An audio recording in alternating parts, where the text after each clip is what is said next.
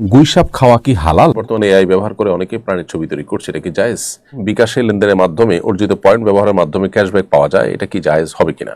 নামাজ এবং নামাজের বাইরে মাঝে মাঝে মনে হয় পায়ুপথ দিয়ে কিছু বের হচ্ছে, কিন্তু কোনো চাপ সৃষ্টি হয় না, এতে কি পুনরায় উজু করতে হবে? আমার হাজবেন্ড বাচ্চা নিতে চায় না, একটা হওয়ার পর আবার কনসিভ করলে ওষুধ খেয়ে ভ্রূণ নষ্ট করে ফেলে, সে জানিয়ে দিয়েছে আর নিবে না। এতে আমার শাশুড়ি উস্কানি দেন, বাচ্চা না নিয়ে সংসারে খরচ কমিয়ে তার ভাই বোন ও বাবা মাকে দেখতে বলেন, বাচ্চা নিলে তালাক দিবে বলে হুমকি দিয়েছে। এমন অবস্থা আমি কি করব? 30 থেকে 40 বছর আগে দুধ মাতা বা মাতৃত্বকালীন সময়ে এবং অসুস্থতার কারণে রমজান মাসের রোজা পালন করতে পারেননি, এখন কি সে রোজাগুলো করতে হবে? অবশ্যই। আমি অনার্স 3য় বর্ষে পড়ি, সাথে 10-12 হাজার টাকার চাকরিও করছি, নিজস্ব বাড়ি আছে, বাবা নেই, আমার উপরে কি বিয়ে ফরজ হয়েছে? যৌতুক গ্রহণের শাস্তি কি হতে পারে?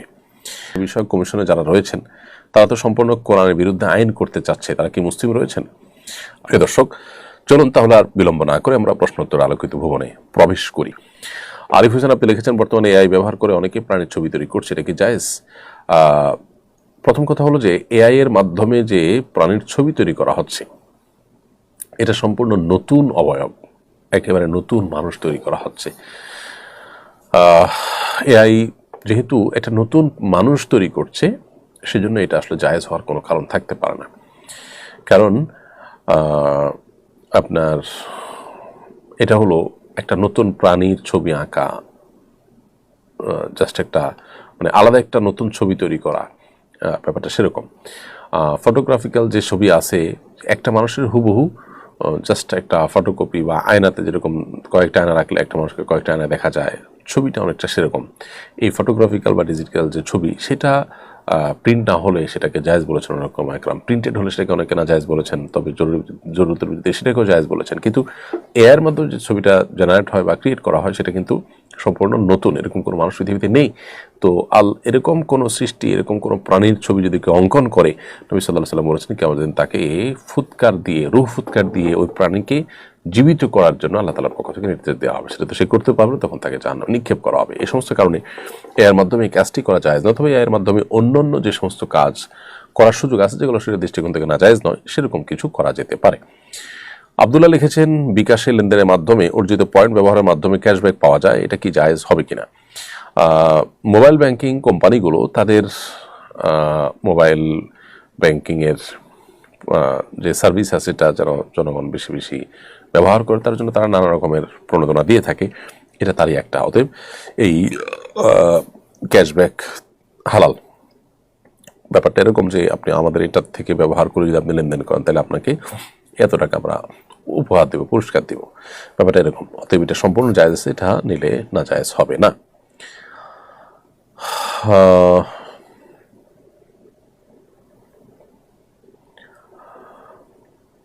সাদমান আলী আপনি লিখেছেন, নামাজ এবং নামাজের বাইরে মাঝে মাঝে মনে হয় পায়ুপথ দিয়ে কিছু বের হচ্ছে, কিন্তু কোনো চাপ সৃষ্টি হয় না, এতে কি পুনরায় উজু করতে হবে?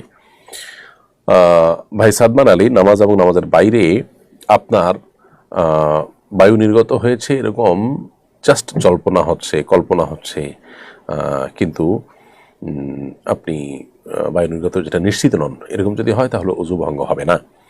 কারণ হলো নবী সাল্লাল্লাহু আলাইহি সাল্লাম স্পষ্টভাবে আমাদেরকে জাতীয় ওয়াসওয়াসা বা মনের কুমন্ত্রণা, এটাকে এড়িয়ে যাওয়ার জন্য নির্দেশনা দিয়েছেন।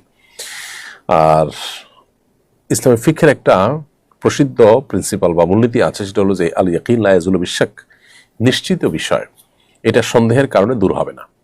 আমরা যখন ওযু করেছি, পবিত্র আছি, এটা নিশ্চিত, তাহলে শুধুমাত্র ওয়াসওয়াসার ভিত্তিতে, শুধুমাত্র সংশয়ের ভিত্তিতে ওযু চলে গেছে, এটা সাব্যস্ত হবে না। ওযু করেছে এটা নিশ্চিত, অতএব এটা দূর হতে হলে ওযু গিয়েছে সেটাও নিশ্চিত হইতে হবে। জাস্ট মনে হচ্ছে, কিন্তু তার কোনো প্রমাণ নেই, প্রুফ নেই, অথবা সেটা নিশ্চিত নই, দৃঢ়ভাবে বিশ্বাস হয় না যে বায়ু নির্গত হয়েছে, তাহলে এরকম অবস্থায় ওযু ভঙ্গ হবে না। এরপরে হানিয়াম মারিয়া আপনি লিখেছেন, আমার হাজবেন্ড বাচ্চা নিতে চায় না, একটা হওয়ার পর আবার কনসিভ করলে ওষুধ খেয়ে ভ্রূণ নষ্ট করে ফেলে, সে জানিয়ে দিয়েছে আর নিবে না। এতে আমার শাশুড়ি উস্কানি দেন, বাচ্চা না নিয়ে সংসারে খরচ কমিয়ে তার ভাই বোন ও বাবা মাকে দেখতে বলেন, বাচ্চা নিলে তালাক দিবে বলে হুমকি দিয়েছে। এমন অবস্থা আমি কি করব? বোন, আপনার স্বামী যদি আপনাকে বাচ্চা দিতে না দেন এবং তিনি তালাক দেওয়ার মতো হুমকি দেন, তাহলে সেক্ষেত্রে আপনি তার আনুগত্য করলে আপনার গুনাহ হবে না। তবে আপনার স্বামী যেটা করছেন সেটা অবশ্যই নাজায়েজ, গুনাহ এবং হারাম কাজ করছেন। বিশেষ করে কনসিভ করার পর আপনার ওষুধ খেয়ে ভ্রূণ নষ্ট করে ফেলে, এটা রীতিমতো শিশু হত্যা বা ভ্রূণ হত্যা।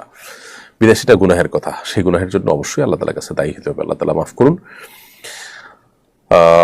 এর জন্য ইস্তেগফার করতে হবে, তওবা করতে হবে, না হলে এ ধরনের গুনাহ মানুষের জাহান্নামে যাওয়ার জন্য আল্লাহ মাফ করুন যথেষ্ট হতে পারে। এরপরে মুসলিউদ্দিন সোহাইল আপনি লিখেছেন 30 থেকে 40 বছর আগে দুধমাতা বা মাতৃত্বকালীন সময়ে এবং অসুস্থতার কারণে রমজান মাসের রোজা পালন করতে পারেননি, এখন কি সে রোজাগুলো করতে হবে? অবশ্যই করতে হবে। জীবনে যে সমস্ত রোজা রাখা হয়নি কোনো অসুস্থতার কারণে, অপারগতার কারণে, সেগুলো এখন আল্লাহ তাআলা যখন সুস্থ স্বাভাবিক করেছেন তখন অবশ্যই আপনাকে রাখতে হবে। এরপরে মাজহুল শাখস এআইডি থেকে আপনি লিখেছেন, আমি অনার্স 3য় বর্ষে পড়ি, সাথে 10-12 হাজার টাকার চাকরিও করছি, নিজস্ব বাড়ি আছে, বাবা নেই, আমার উপরে কি বিয়ে ফরজ হয়েছে? আপনার উপরে বিয়ে তখনই আবশ্যক হবে যখন আপনি বিয়ে না করলে গুনাহে লিপ্ত হওয়ার সমূহ আশঙ্কা আছে।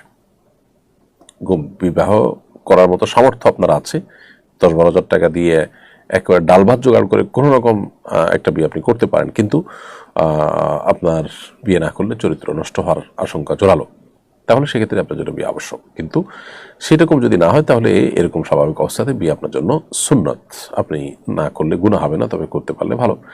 সাইফুল ইসলাম লিখেছেন, যৌতুক গ্রহণের শাস্তি কি হতে পারে? দ্বিতীয় আরেকটা প্রশ্ন করেছেন, যদি আমি পরিবারের চাপে যৌতুক নিয়ে ফেলি তাহলে কি পরে শ্বশুরকে সে টাকা ফেরত দিতে পারবো? যৌতুক গ্রহণ করা হারাম, অন্যায়ভাবে কারোর সম্পদ ভক্ষণ করা।